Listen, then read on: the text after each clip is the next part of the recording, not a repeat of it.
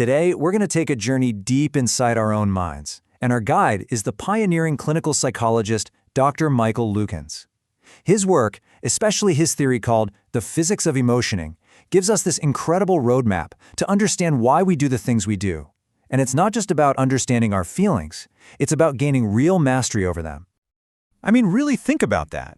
When life throws you a curveball and your heart starts pounding, what if, in that exact moment, you could actually choose to be purposeful instead of just panicking? Well, according to Dr. Lukens, that choice is not just some fantasy, it's absolutely possible.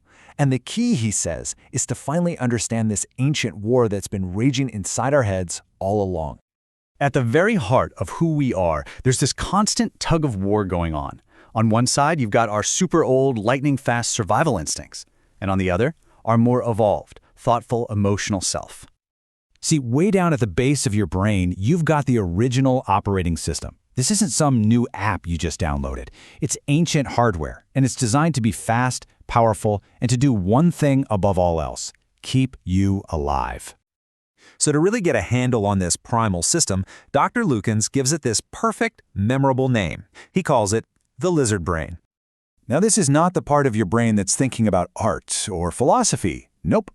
It's often called the twitch brain for a really good reason. It's all about immediate, unthinking action. It sees something and it reacts. There's no delay, no debate. There is absolutely no pause. So what's on this lizard's to-do list every day? Well, it's pretty short. It's constantly scanning the world and asking just 4 simple questions. Is that a friend? Is that a foe? Can I eat it? Or can I mate with it? That's the whole agenda: survival and procreation. And this is where the difference becomes so clear. The lizard brain sees the world in black and white, just pleasure or pain. But the system built right on top of it, our emotional limbic system, well, that's what lets us see in full color. It's not just about survival. It's about connection, complexity, and all those beautiful, messy shades of gray that make up our lives. So how do we get out from under the lizard's thumb? How do we move beyond that purely reactive world? Well, it doesn't just happen. It's a journey, a real developmental challenge. And in Dr. Lukens' framework, this is called the limbic challenge. You can almost picture it as climbing this invisible ladder inside your own head.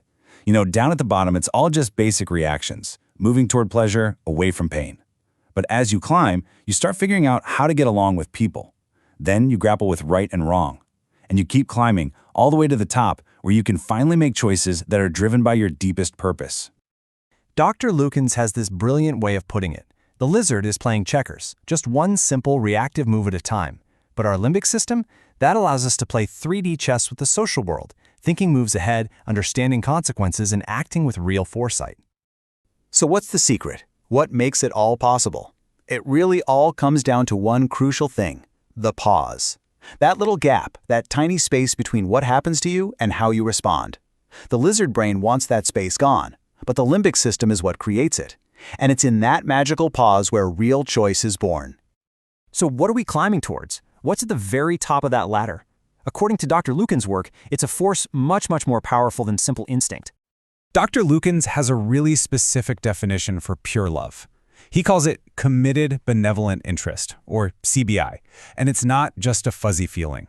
It means being actively, intentionally invested in the well-being of someone else. For him, this isn't just a nice idea, it's directly tied to our moral development. It's the source energy, the fuel, that powers our entire climb up that ladder. But here's the thing, you don't just trip and fall your way to the top. It takes work. It requires what's called limbic enrichment. And that means actively training ourselves to move beyond the lizard's simple good or bad thinking and really learning to hold all the complexity and nuance of life. The fairy tale analogy here is just perfect. If you don't make the climb, if you don't take on that limbic challenge, you're just stuck on the ground, seeing things from one limited perspective. But if you do the work and make that ascent, you get the top view. And from up there, everything looks different. Okay, so let's bring all this theory down to earth. How does this battle between the lizard and the limbic system actually play out day to day? Ah yes, the 4 words that can send a shockwave through anyone's system. I think we've all been there, right? So let's see how our 2 brains would handle this classic scenario.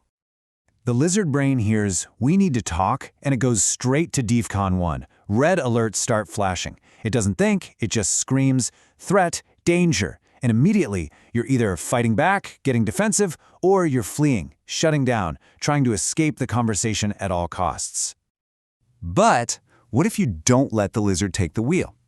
A developed limbic system gives you another option. It gives you that all-important pause. And in that moment, instead of just reacting, you can choose to listen. Instead of building walls, you can choose to connect. And instead of seeing a threat, you can try to actually understand.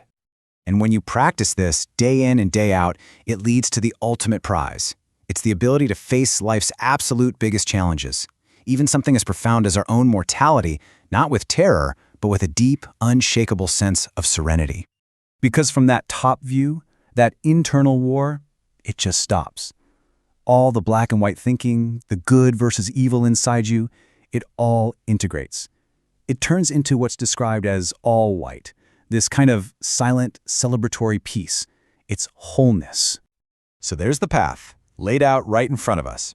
From the knee-jerk twitch of the inner lizard, all the way to the calm, purposeful response of a mastered mind. This choice comes up again and again, every single day. The only real question left is, which system are you going to let lead?